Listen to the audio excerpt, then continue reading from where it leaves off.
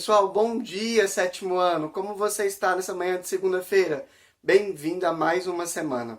Pessoal, e como sempre, eu vim apresentar as nossas aulas do dia. Hoje, vocês terão uma aula de inglês, uma aula de informática, uma aula de ciências e uma aula de redação.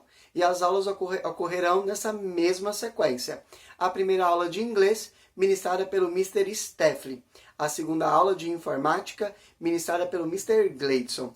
A terceira aula de ciências, ministrada pela Miss Val. E a quarta aula de redação, ministrada pela Miss Cristiane. Pessoal, estou deixando para vocês aqui na descrição do vídeo o momento exato que cada uma dessas aulas começam, caso você tenha que voltar em algum momento.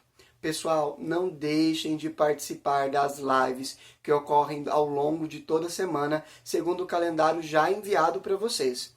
Pessoal, nessas aulas, além da presença de vocês serem verificada, essas aulas são plantões de dúvidas. É um extra para explicar para vocês um conteúdo que vocês, caso venham a ter dúvida, para trabalhar e reforçar conceitos que nós trazemos aqui nos vídeos.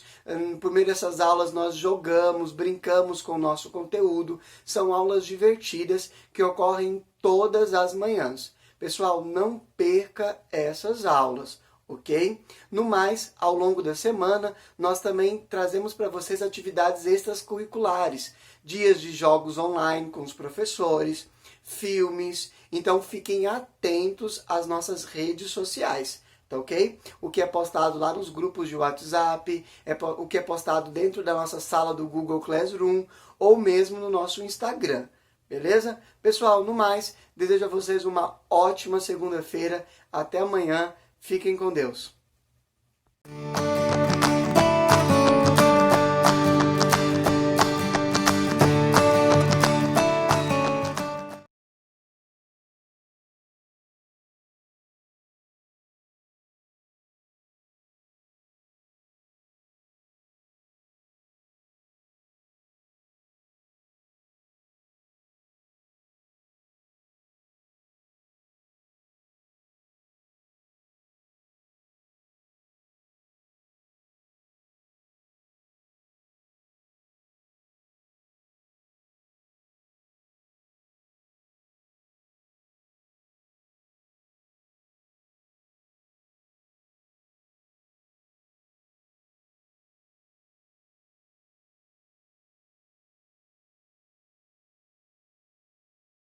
Hello 7th grade, how are you guys doing? For today's class and today's video, we're gonna be working with the natural disasters, ok?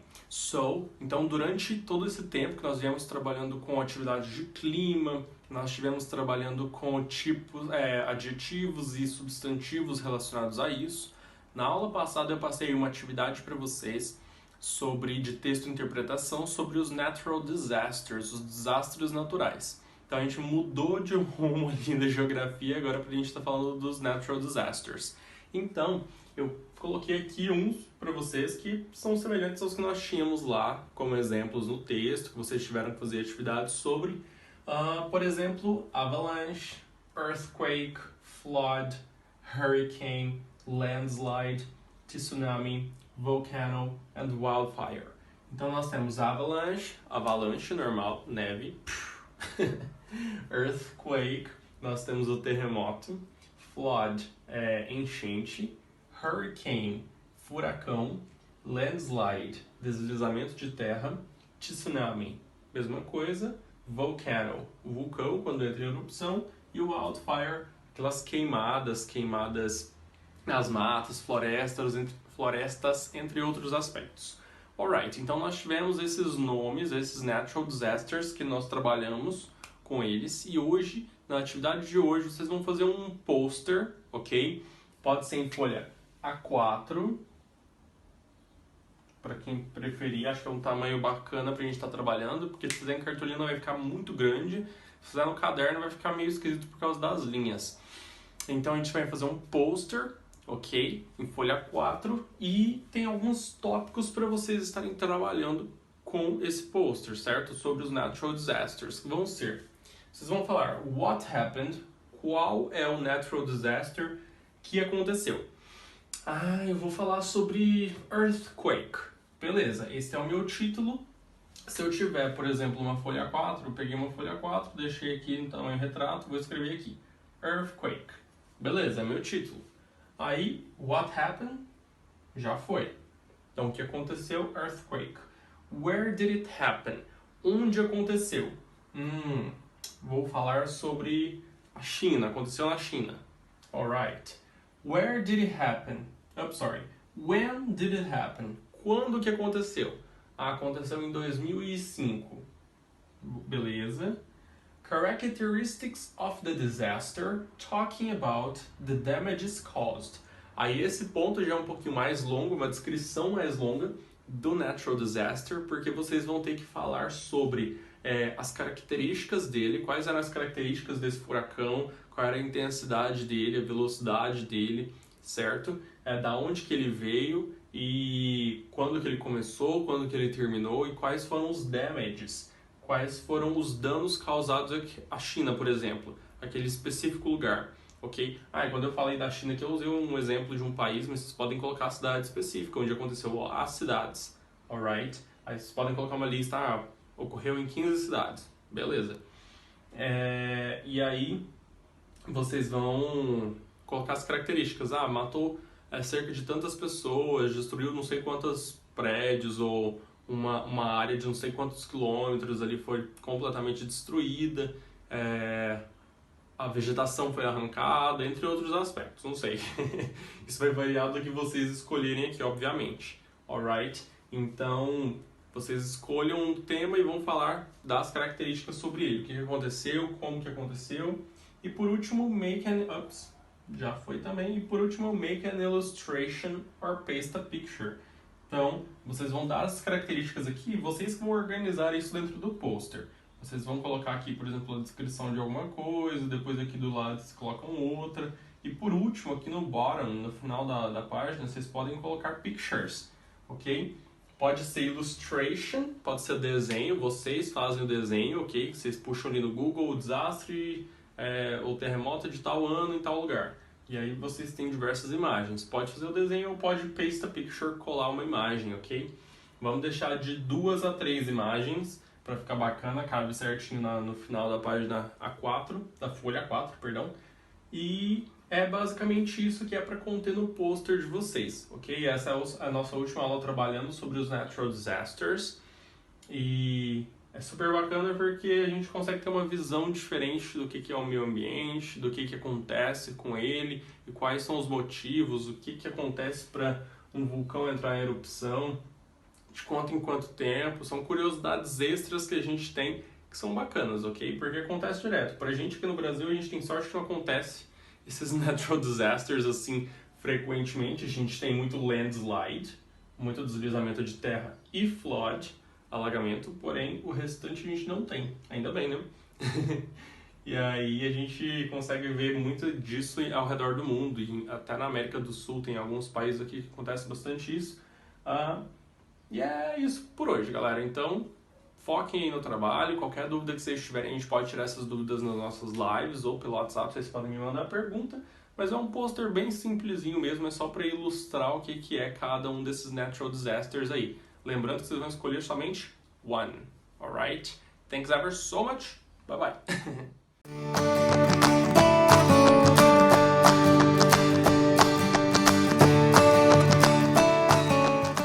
Olá, queridos alunos, bom dia, boa tarde ou boa noite, dependendo da hora que vocês estiverem vendo esse vídeo. Só uma arrumadinha aqui pra gente, mais um vídeo aí do nosso sistema EAD de informática. Já estamos aí na nossa primeira semana de junho, olha o tanto que passou rápido. Entramos aí oficialmente em contagem regressiva das férias. Chegar às férias para vocês darem uma descansada, para em agosto o nosso retorno. Estamos aí torcendo para que já seja o retorno presencial, a gente já volte para a sala de aula. E enquanto isso, vamos seguir nossos estudos. E pessoal, eu trouxe para um tema para a gente discutir aí nessa aula, nessa e na próxima, na verdade, dividir ela em 2 partes, sobre uma coisa importante para ajudar vocês aí nesse sistema, apesar que já estamos entrando de férias, mas ainda assim, sempre é tempo de aprender, que são cuidados com a saúde dos estudos EAD. O que é EAD? Ensino à distância, que é o que vocês estão tendo nesse período. Nesse período vocês não estão de férias, isso já ficou bem claro até. Vocês continuam tendo aulas, só que aulas por vídeo, por conferência, à distância. Vocês na casa de vocês, nós na nossa, e ainda assim acontecendo esse conhecimento. Essa modalidade de ensino já é uma modalidade de ensino antiga, é chamada de EAD, que é estudo à distância. E essa modalidade, ela tem algumas dicas que podem ajudar vocês nesse período. Algumas dicas aí que eu for citando, vocês vão ver que dá para vocês melhorarem a partir de hoje, a partir do momento que vocês estão vendo essa aula. E algumas dicas aí vocês já devem estar seguindo, eu espero. Mas enfim, vamos discutir isso juntos. E parabenizar vocês pela atividade dos itens do futuro. Eu recebi as atividades de quem fez. Quem me mandou até ontem, eu recebi, dei nota, lancei a nota no sistema. Ficaram bem legais os trabalhos. Da próxima vez, pessoal, pintem. Quem não pintou, pintem os desenhos. Fica mais bonito até. Vocês capricharam na criatividade, já esperavam. Só faltou pintar alguns. Alguns pintaram, outros não. No próximo trabalho que eu pedir, não esqueçam de pintar, tá bom? Mas seguindo aí, pessoal, eu vou dar aí algumas dicas com a saúde nesse ensino à distância. Tanto para a saúde, quanto para facilitar o processo aí desses dias. E a primeira dica é uma dica que vocês já alguns devem estar seguindo, alguns não, que é estabelecer uma rotina de estudos. A rotina, às vezes ela pode parecer um pouco chata, mas ela é necessária. Ela é muito importante no sistema EAD. Por quê? Você precisa estabelecer horários, você precisa ter uma agenda. Todos nós temos aí, temos uma agenda. E nesse período, nossos horários, claro, tiveram que se adaptar para a nova realidade. E vocês estão numa realidade diferente.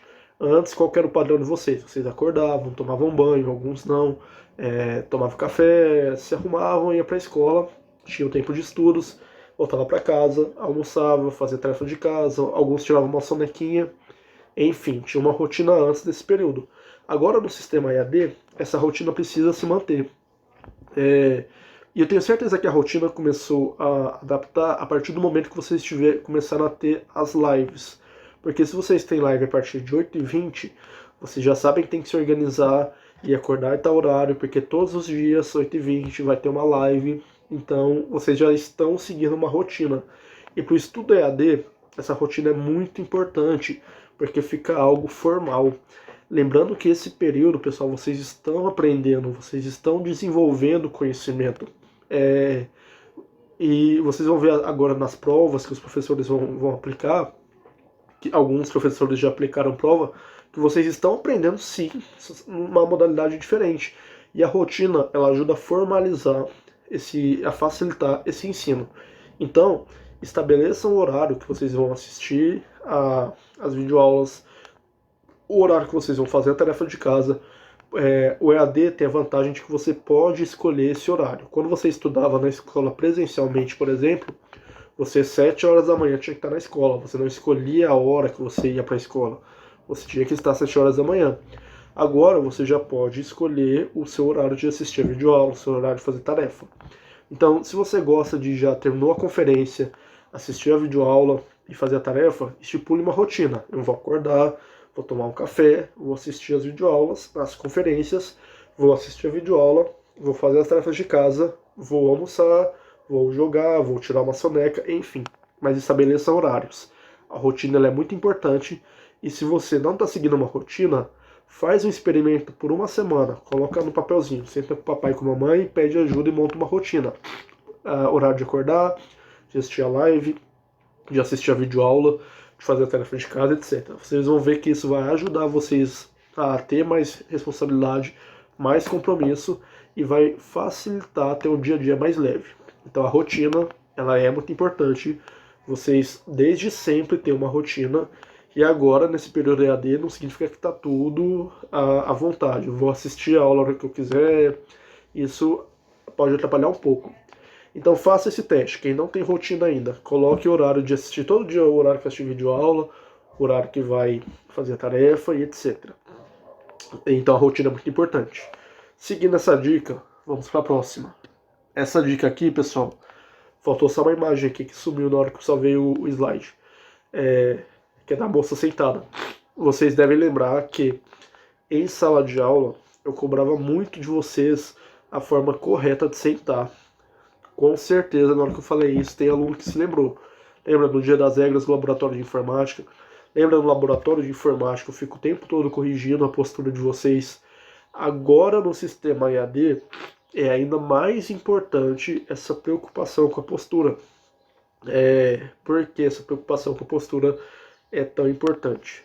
Porque, como eu falei para vocês presencialmente, pode ser que agora não tenham danos nenhum. Ah, mas eu estou sentando torto e tá tudo bem, não sinto dor.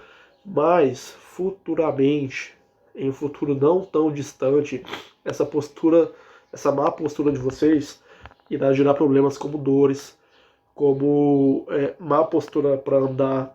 Então, é importante ter uma postura boa na hora correta, na hora de assistir as videoaulas. A primeira situação que estaria aqui era um quadradinho sentado. Eu acho que vocês se lembram muito bem sobre como é a postura de estar sentado. Se você, na hora de assistir a videoaula, se na hora de você fazer as tarefas, você vai para uma mesa ou algo assim, lembre de sentar direitinho, sempre manter os ombros retos, encostar as costas na cadeira, encostar todo o bumbum na cadeira. Você não senta com as costas, você não fica ali escorregado, quase com a cabeça na cadeira. Você tem que sentar, tem que adaptar ali a sua cadeira. A cadeira ela tem que ter aqui uma parte traseira para você apoiar as costas, para você poder assistir sua videoaula, para poder fazer sua atividade, etc. Isso ajuda a não desgastar a coluna vertebral, isso ajuda a vocês não terem problemas no futuro. Então, sentar corretamente. Para quem assiste no celular, para quem participa das conferências por celular, isso também é importante. Olha aqui essa imagem. Ficar muito no celular assim, reparem os pais de vocês, reparem colegas, as pessoas geralmente pegam o celular e ficam assim, ó, olhando para o celular. Olha o quanto o pescoço fica inclinado. Isso também faz mal e gera problemas aqui na região do pescoço também. Então, tente levantar o celular o máximo possível, tente ficar o mais reto. Se possível, na hora de assistir as videoaulas ou na hora de participar das conferências, geralmente vocês fazem sentados, sentem, apoiem os braços na mesa e segurem o celular. Para não ficar com essa postura aqui, porque essa postura aqui, futuramente, bem em breve, vai gerar muitas dores para vocês. Então a postura correta é muito importante. Mesma coisa na hora de sentar. Se vocês na hora de assistir a videoaula ou de participar da conferência gostam de estar no sofá, reparem a postura que vocês usam para ficar no sofá. Na verdade, repara a postura que vocês estão agora para assistir a videoaula. Como vocês estão? Estão sentados corretamente, como eu sempre falei na aula presencial, ou estão aí todo torto, estão com a perna lá em cima, estão assistindo aí de qualquer jeito. Então, pessoal, a postura correta para assistir as videoaulas e para participar das conferências, ela é importante. Agora pode parecer besteira, mas lá na frente, ou bem em breve, isso pode gerar alguns problemas para vocês. Então sempre fiquem de olho na postura que vocês estão tomando para assistir as videoaulas. Se está retinho, se está muito desleixado. Ainda mais que vocês devem estar ficando mais tempo do que o normal sentado, mais tempo do que o normal deitado. Se policiem quanto à postura. Outra coisa, não fiquem muito tempo na mesma posição. Não fiquem muito tempo deitado, não fiquem muito tempo sentado. Tá muito tempo sentado, levanta, dá uma andada aí pela casa, dá uma... vai no quarto, vai no banheiro, vai na cozinha, mas não fiquem muito tempo sentado.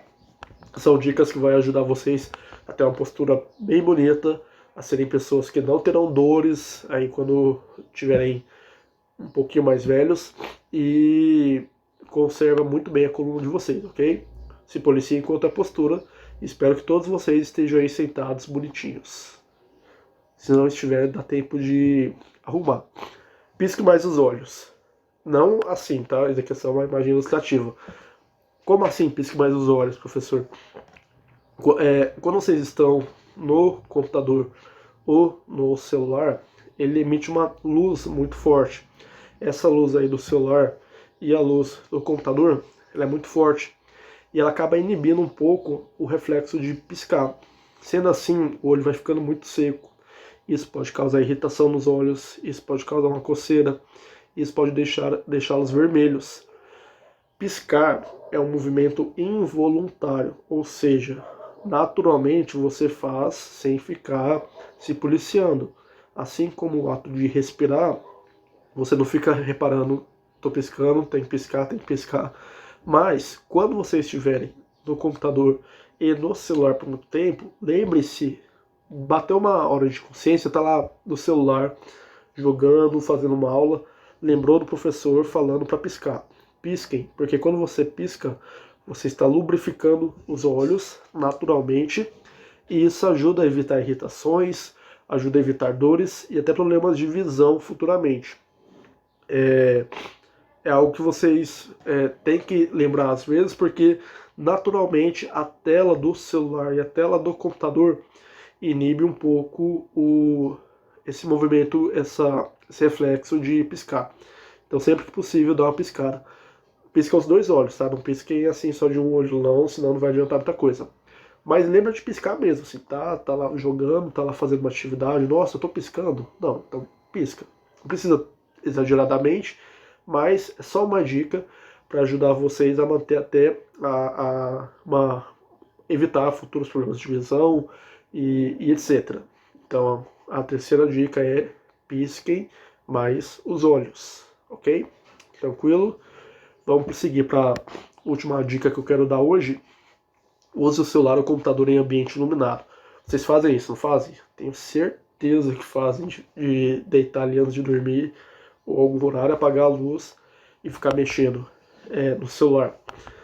Como eu falei para vocês, pessoal, até assistindo uma videoaula, se você está lá assistindo a videoaula, o problema dessa imagem aqui não está nem da pessoa estar deitada ou estar na cama, é o fato das luzes estarem apagadas e o celular está com aquela luz muito forte. O celular ele emite, como eu falei para vocês, o celular e o computador, uma luz muito forte. Então isso pode causar problemas na visão porque força muito os olhos. Então o ideal é que vocês estejam em um ambiente bem iluminado. Vai assistir uma videoaula, vai lá fazer suas tarefas lá e vai usar o celular ou o computador. Não façam isso em um ambiente todo escuro não. Tentem ir para um ambiente, seja para luz artificial, seja um ambiente aberto, para a iluminação ficar adequada e vocês não terem que forçar muito a visão. O problema é forçar muita visão só olhando para o celular. Isso daqui, esse ato pode gerar problemas futuros. Como eu falei para vocês, a maioria das coisas vocês fazem errado e acham que está tudo bem, não está sentindo dor, não vai ter problema nenhum. Mas aos poucos, futuramente, isso pode gerar problemas de visão, pode gerar dores de cabeça e aqueles problemas nos olhos, irritação, olho vermelho, etc. Então vai assistir uma videoaula, vai fazer uma atividade, deixe o ambiente bem iluminado. Se possível, liga a luz do quarto para manter o mais equilibrado possível. Por isso que alguns aplicativos, e está virando uma tendência, está desenvolvendo um modo noturno. O que é o modo noturno do WhatsApp e outras redes sociais? É quando o aplicativo ele fica com mais tela preta, ou seja, emite um pouco menos de luz, porque o branco ele emite muito mais luz do que a cor preta. Então, esse modo noturno que alguns aplicativos já oferecem é para não emitir tanta luz assim e facilitar, cansar um pouco menos a vista. Esse ato aqui é um ato que cansa bastante as vistas. Então, sempre que possível, acendam as luzes e tenham um ambiente bem iluminado. Ok, pessoal? Por hoje... Opa!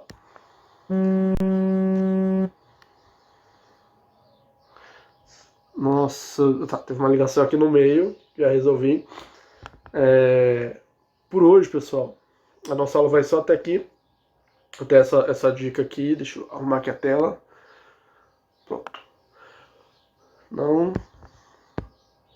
Próxima aula, a gente continua de onde a gente parou. Eu vou dar mais algumas dicas para para facilitar aí os estudos EAD. Mas eu espero que essas dicas tenham ajudado vocês, que vocês, quem não seguir aí esses hábitos, comecem a usar a partir de agora, mude esses hábitos a partir de agora. E é isso, pessoal, uma ótima semana para vocês de junho, bons estudos, qualquer dúvida, qualquer coisa que precisar, já sabe onde me procurar, é só ir no WhatsApp ou no Google Classroom, etc. Então, um forte abraço para vocês, bons estudos, vejo vocês na semana que vem na nossa próxima aula de informática. Tchau, tchau.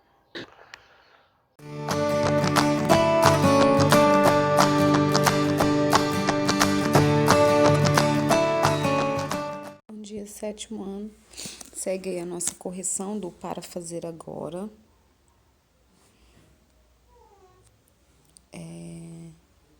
Letra A, né? A gente tem que observar essas imagens para responder as questões, né? Na imagem, tá mostrando que é, né, de 375 a 290 milhões de anos atrás, né? Eram o que eles imaginavam que eram as florestas existentes na Terra. E os vegetais mais abundantes eram as pteridófitas. Aí ele pergunta, né? Nessa imagem podemos perceber vários vegetais de grande porte, a maioria pteridófita. Que característica desses vegetais, ausente nas briófitas, facilita a ocorrência de árvores de dimensões maiores? Meninos, é a presença dos vasos condutores, tá? Os vasos condutores, eles transportam substância por todo o vegetal, então permite com que eles fiquem desse tamanho. As gimnospermas surgiram após as pteridófitas, com o tempo tornaram-se mais abundantes do que elas. As gimnospermas apresentam estruturas que facilitam o seu processo de reprodução e que contribuem para que fossem mais abundantes. Explique que estruturas são essas e qual a sua importância para a reprodução das gimnospermas. Olha, as estruturas são os grãos de pólen e as sementes. Então, você vai colocar aqui, ó, que as estruturas são os grãos de pólen e a semente. Aí, ele quer agora a importância, não é isso? Então, nas gimnospermas, né? As células darão origem aos gametas masculinos e femininos e esses são transportados pelo vento e por animais no interior dos grãos de pólen. Com isso, né, esses vegetais passaram a não depender da água para sua reprodução. As sementes contêm tecidos de revestimento que protegem o embrião e as substâncias de reserva que o nutrem, e isso facilita a dispersão. Então, vocês vão colocar aqui nos grãos de pólen. Tem as células que darão os gametas, a origem aos gametas masculinos, que vai ser transportado pelo vento aos animais. E as sementes contêm tecidos de revestimento que protegem o embrião. Aqui tem um texto falando sobre a importância e a função do herbário. Lembra que vocês têm um trabalho que vocês vão fazer um herbário? Então, a principal função de um herbário é abrigar amostras, né, da biodiversidade vegetal. Aí vem falando que nós temos, né, serve para pesquisa, tem identificação, nomenclatura, distribuição, tudo que eu já expliquei para vocês que é um herbário, né, que ele serve para estudo. Então, a letra A, né, qual a importância de um herbário? Gente, o herbário ele é importante, pois ele é uma fonte de identificação de vegetais de uma região, e ele é utilizado por áreas da ciência como fonte de estudo. Então, ele é fonte de identificação de vegetais e também utilizado como fonte de estudos. Letra B. Ao coletar vegetais para a criação de um herbário, pode existir uma relação entre o local da coleta e os vegetais? Sim, tá? Há uma relação entre os vegetais e o local. O local da coleta, ele pode ser, né, próprio para determinadas espécies. E aí, né, dessa maneira, somente certos vegetais são encontrados, a não ser que tenha sido introduzido artificialmente. Ali nós temos o para fazer... não, tem aqui, peraí, gente. Esse livro é aberto em U, às vezes a gente quase pula. A taiga ela é conhecida como uma floresta boreal, né? Ela é de clima frio e o inverno dela é rigoroso. A vegetação ela é a presença de coníferas, né? É o grupo mais abundante das gimnospermas, então são os pinheiros e as sequoias. O termo conífera, né, refere-se aos estróbilos produzidos pelas plantas que têm o formato de cones. Letra A. Explique o que são estróbilos e qual a sua importância. Meninos, os estróbilos são estruturas formadas por folhas modificadas, nas quais são produzidos os gametas. Então, aí eu já falei o que são e para que qual que é a importância, né? E aí vocês podem acrescentar que existem estróbilos masculinos e femininos que produzem os gametas, tá? Respectivamente. Estróbilo masculino, gameta masculino, estróbilo feminino, gameta feminino. De acordo com o mapa, onde se localizam as florestas de coníferas? Vocês podem colocar aí que se localizam no hemisfério norte, incluindo os países como América do Norte, Europa e Ásia. Explique, né? Não, como exemplo de coníferas nativas no Brasil, podemos citar as araucárias. Em quais regiões do país essas plantas são comumente encontradas? Então, vocês vão colocar que as araucárias ocorrem principalmente nos estados do sul do país, Paraná, Santa Catarina e Rio Grande do Sul. Também há alguns exemplares no sudoeste do Brasil. A seguir são apresentadas as principais etapas do ciclo de vida das gimnospermas. Numere corretamente na ordem que aparece. Então, o número 1 é os grãos de pólen. Aí o 2 é lá embaixo, o último. Ao chegar no estróbilo feminino, os grãos de pólen se desenvolvem e produzem um tubo. Por meio desse tubo, o gameta masculino chega até o óvulo. O número 3 é o terceiro quadradinho, olha lá. No interior do óvulo ocorre a fecundação, ou seja, o encontro de gametas e a formação de zigotos. O 4 é o de cima. O óvulo contendo o embrião desenvolve-se em forma de semente. O 5 é o penúltimo. A semente pode ser dispersa por diversos animais e encontrar condições adequadas e germinar. A 6, a germinação da semente dará origem a um novo indivíduo. Então, a sequência vai ficar 1, 4, 3, 6, 5 e 2. Agora, nós temos o para fazer agora.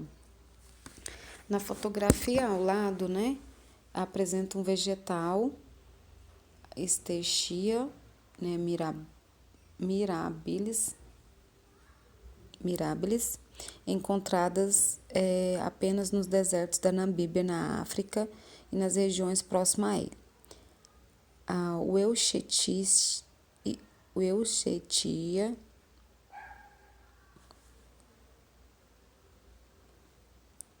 apresenta duas folhas que crescem durante todo o ciclo de vida do vegetal. Como cresce muito, surgem fendas e nessas folhas, né, dá a impressão que elas são numerosas. Sabendo que a Euchetia é uma gimnosperma, né, e que a seta indica a estrutura de reprodução, escreva o nome e a importância dessa estrutura. Então, você vai colocar que a estrutura indicada é um estróbilo e a importância é que é nesse órgão que é produzido os gametas. Aí tá falando que a Euchetia vive numa região seca. Em relação à reprodução, qual a característica desse vegetal que facilita a ocorrência? Meninos, ela não depende da água para se reproduzir. uma vez que as células, né, que darão origem aos gametas masculinos e são transportados pelo grão de pólen através do vento. Então, vai colocar que eles dependem menos da água para reproduzir e que as células, né, que darão origem aos gametas masculinos. E esses gametas são levados pelo vento. Sobre a reprodução das gimnospermas, assinala a alternativa correta. As corretas, né? Então, tem mais de uma. Então, a primeira, as gimnospermas foram os primeiros vegetais a apresentar grãos de pólen e semente? Verdadeiro. Segunda, apesar do surgimento dos grãos de pólen, o encontro dos gametas nas gimnospermas depende da água? Falsa, não depende da água. Os gametas são produzidos em folhas modificadas e formam estruturas denominadas estróbilos? Verdadeiro. Um mesmo estróbilo produz gametas femininos e masculinos? Não. Errado, né? Eu tenho um estróbilo feminino e um estróbilo masculino. Os grãos de pólen contêm em seu interior células que originaram os gametas masculinos? Sim, verdade. Em algumas espécies, como as araucárias, existem indivíduos apenas com estróbilos femininos e indivíduos apenas com estróbilos masculinos? Verdadeiro. A semente desenvolve-se nos estróbilos masculinos? Não, gente. No estróbilo feminino. São organismos que apresentam dependência da água para fecundação. É a letra D, as briófitas e pteridófitas.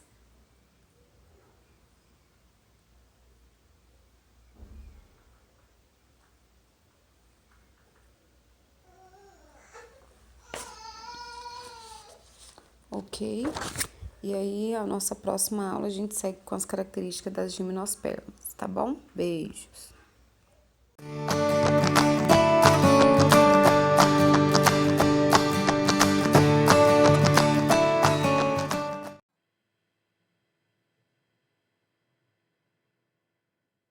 Bom dia, 7º ano, tudo bem? Hoje, segunda-feira, de 1º de junho, estamos aí iniciando uma nova semana, um novo mês e nos aproximando do final do 2º bimestre. Até lá ainda temos algumas aulas, alguns conteúdos a serem finalizados, então permaneceremos aí, tanto vocês quanto nós, com compromisso, tá? Em deixar as atividades em dia, as leituras, os compromissos durante as lives, tá? Para que possamos aí fechar com chave de ouro esse 2º bimestre, tá bom? Hoje nós estaremos aí dando início a um tema novo em literatura. Começa na página 79 e 80, que são exercícios relacionados a anúncio institucional. Então, eu vou explicar para vocês os exercícios e dentro dessa explicação dos exercícios vem também algumas informações sobre o que é, né, o anúncio institucional, como que ele funciona, como ele é feito, tá? E na aula de amanhã nós daremos continuidade a esse anúncio institucional, tá? Então, o conteúdo dessa semana, foco, né, o nosso gênero textual dessa semana é o anúncio institucional. Tá? Então, para isso, né, para começarmos aí a nossa aula de hoje, eu vou pedir para que vocês abram o livro de vocês na página 79. Tá? Página 79. Anúncio institucional. Então, vamos falar um pouquinho aqui, né, o que é um anúncio institucional. O anúncio institucional... Deixa eu pegar só um caneta aqui. É um meio de comunicação que serve para divulgar um problema social ou ambiental. Então, tenham em mente isso. O anúncio institucional, ele tem como objetivo divulgar um problema social ou ambiental. É diferente do anúncio publicitário. O anúncio publicitário, ele vai vender alguma coisa. Ele vai divulgar um evento, um produto, uma marca, enfim. O institucional, que é o que nós estamos começando a estudar agora, Ele divulga um problema social ou ambiental. Então, vocês podem até frisar aí no livro de vocês, sublinhar, passar uma caneta colorida, alguma coisa aí que dê destaque a essa informação. Dentro dessa perspectiva de divulgação de problema social ou ambiental, ele visa o quê? Conscientizar a população. Então, aqui nós temos um trabalho, um gênero textual que tem como foco a conscientização, né, da sociedade, da população em si. Então, nele são utilizadas imagens que chamam a atenção e a mensagem deve ser clara e precisa. Não pode ser uma linguagem o quê? De difícil entendimento, com palavras que não são comuns a todo mundo. Também não vou utilizar gírias, mas eu vou utilizar um português dentro das normas gramaticais, porém de forma clara, de forma objetiva, ou seja, de forma rápida. Olha só, observe a reprodução do anúncio a seguir. Então, aqui é um caderno, tem um lápis, né, uma borracha. Essa borracha aqui tem uma parte meio laranja, meio vermelha, a outra parte azul. Quando eu era criança, todo mundo falava que a parte azul apaga a caneta. Comigo nunca aconteceu. Eu fazia era borrar ainda mais, sujar ainda mais o caderno. E aqui você vê que tem uns respingos. Respingos não, tem umas raspas da borracha, né? Apagou e ficou essa sujeirinha. Vamos ler aqui a mensagem que traz, né, esse anúncio. Com educação, nossas crianças aprendem a escrever um novo presente, sem trabalho infantil. Na aula de literatura, nós falamos um pouco sobre trabalho infantil. Nós vimos um texto aí. E aqui segue nessa temática. Então, com educação, nossas crianças aprendem a escrever um novo presente sem trabalho infantil. 12 de junho, Dia de Combate ao Trabalho Infantil. Toda criança e adolescente tem direito de estudar. Nós temos o dever de trabalhar para isso. Ministério do Desenvolvimento Social e Combate à Fome, Brasil, um país de todos, governo federal. Então, aqui nós temos um anúncio que, né, faz uma citação, né, o foco dele aqui é o quê?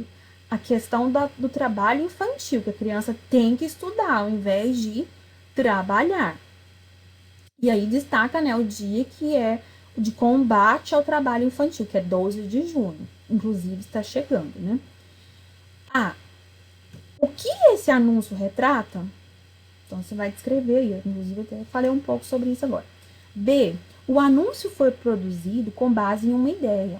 Qual foi o objetivo da criação desse anúncio? Meninos, qual foi o objetivo, né, da criação desse anúncio? Qual era o foco, né? Quem elaborou esse anúncio tinha como foco o quê? Então, vocês vão colocar aí na letra B.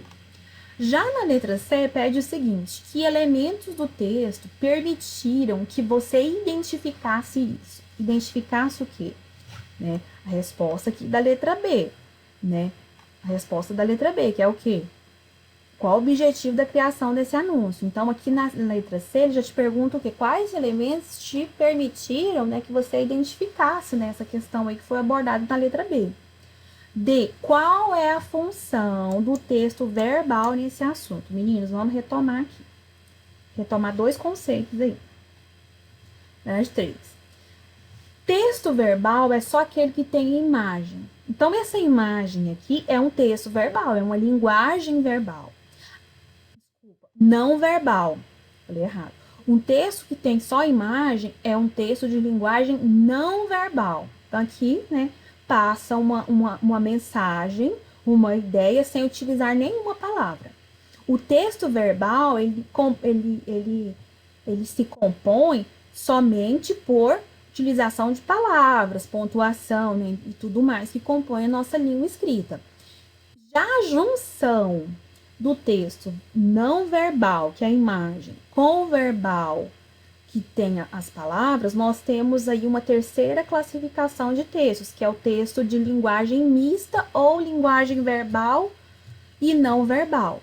Então, a pergunta, né, que foi feita aqui, qual é a função do texto verbal, ou seja, qual é a função da imagem, né, ou desculpa, qual que é a função da escrita, né, do que veio escrito aí ao lado do desenho, né, qual que é a função daquele textinho lá, nesse anúncio. E na letra E, o que mais chamou a sua atenção nesse anúncio? Por quê? Aqui é uma para responder oralmente, mas eu vou pedir para que vocês puxem uma setinha aí, coloca uma identificação e responda aqui, tá? O que é que mais chamou sua atenção nesse anúncio? Eu, particularmente, o que me chamou mais atenção foi essa questão, lógico, né, de demonstrar aqui a criança num caderno, né? O desenho da criança num caderno, né? O que deveria estar sendo representado aqui deveria ser uma escola, né, livros, e não o trabalho infantil. Então, utilizou-se de elementos, né, que compõem o universo escolar, o lápis, a borracha, o caderno, uma mesa, né, que é da escola, né, que é do universo escolar, porém o conteúdo aqui do desenho é triste, né, uma criança trabalhando ao invés de estar estudando. Então, foi o que mais me chamou a atenção. Agora, é a atividade que vocês estarão fazendo, né? A produção de texto. Vamos acompanhar aqui os detalhes. Agora é sua vez de produzir um anúncio sobre o trabalho infantil para ser divulgado em um cartaz que será apresentado na escola. Não vou apresentar porque nossa escola, infelizmente, né? Todas as escolas estão fechadas. O que eu vou fazer? Eu vou salvar esses anúncios que vocês fizerem, e aí eu vou pedir para que seja divulgado aí na rede social da escola, tá? Lógico, aqueles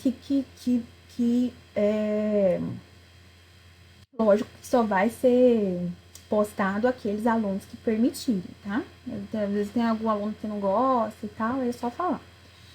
Então, vamos lá. Antes de produzir o texto, vamos seguir aqui algumas instruções. Preste bastante atenção, porque isso aqui é importante para que o seu texto seja feito aí, né, de forma correta.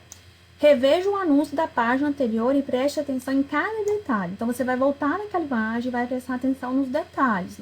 Eu já mostrei para vocês alguns, comentei, então eu creio que esteja mais tranquilo, mas retome, né, essa análise aí da imagem. Pense sobre o que você pode representar no anúncio a respeito do trabalho infantil, pois é importante delimitar o assunto para facilitar a produção.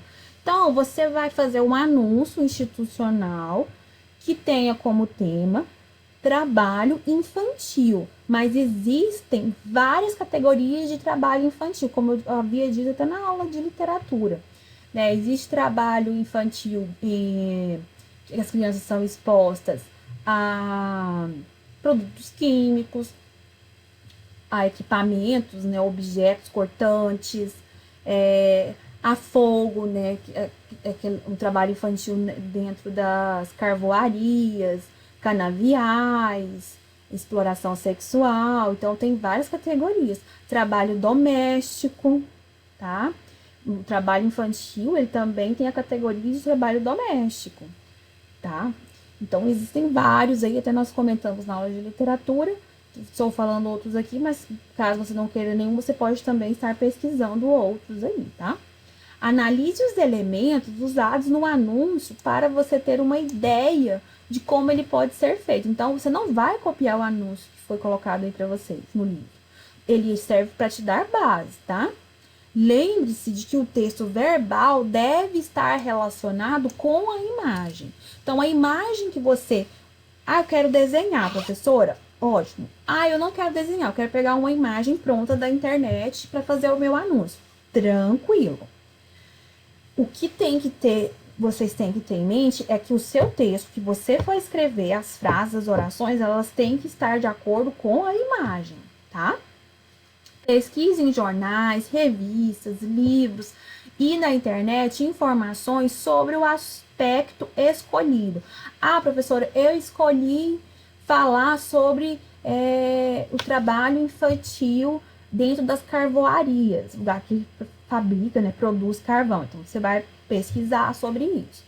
Ah, escolhi outro tema. Pesquise sobre o tema que você escolheu. Reflita sobre o fato de que você deverá fazer uma denúncia e mostrar que se trata de um problema mundial.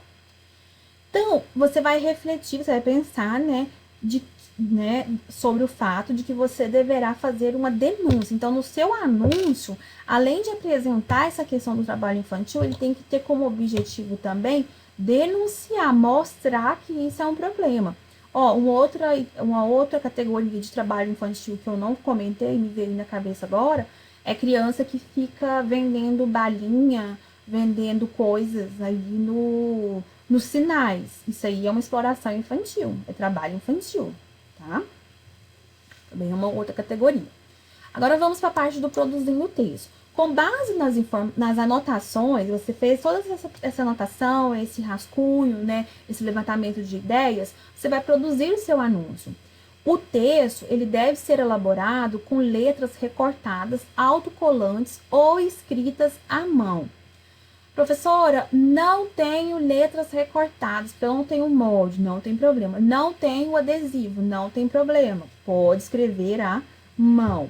Lembrando que elas devem ser bem legíveis.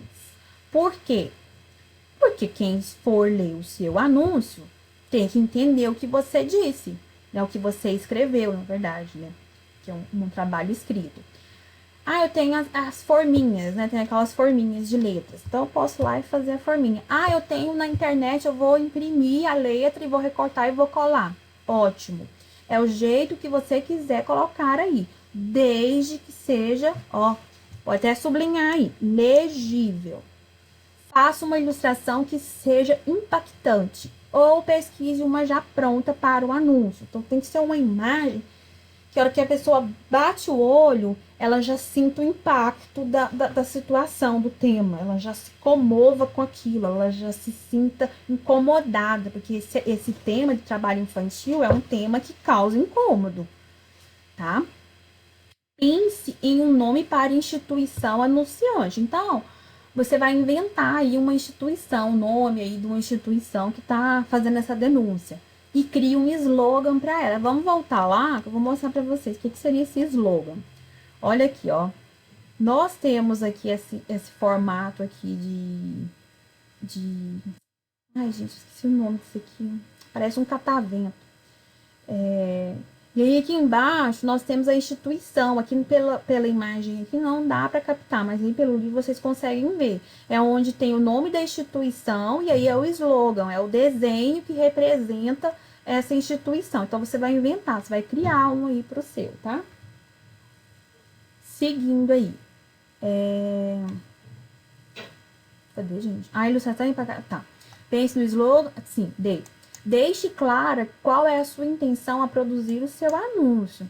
Então, tem que ficar muito claro qual denúncia, qual tema dentro do trabalho infantil está sendo denunciado. E antes de fazer a versão final, né, já com o seu rascunho pronto, você vai fazer as alterações necessárias, ou seja, vai ver se tem alguma coisa para corrigir, vai passar a limpo aí para uma folha, tá? Feito isso, poste lá no Google Classroom. Eu vou deixar a folha, tá? Vou deixar a folha lá como base para você fazer a sua atividade. Faça a sua atividade e depois publica lá, tá bom? Que eu preciso salvar essas atividades e ver quais, né, nós iremos publicar aí. Né? Se serão todas ou se serão só algumas, tá bom? Então, fizemos as atividades, produção do anúncio publicitário, do institucional. Vou deixar a folha lá, a folha base para você estar fazendo essa atividade. Feita a atividade pronta já, você posta novamente lá no Google Classroom, no espaço lá, tá? Da atividade para ser postada. E eu estarei salvando aqui, e aí depois durante a live de redação, nós conversamos aí e decidimos aí quais serão publicadas, tá bom? Uma ótima semana para vocês, tudo de bom, um beijo no coração de cada um e até a próxima aula. Tchau, tchau!